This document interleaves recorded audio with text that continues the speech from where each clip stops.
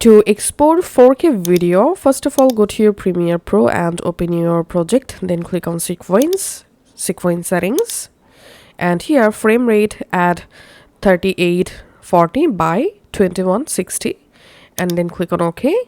After that, go to File, Export Media, or you can just press Ctrl M to open the export window. Here, click on Format and select H.264 and preset. Here you have to select Match Source Adaptive High Bitrate.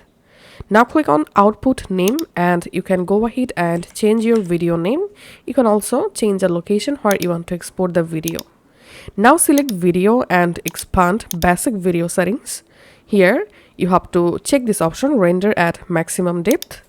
Then scroll down and under Bitrate Settings, Bitrate Encoding, select VBR1 Pass.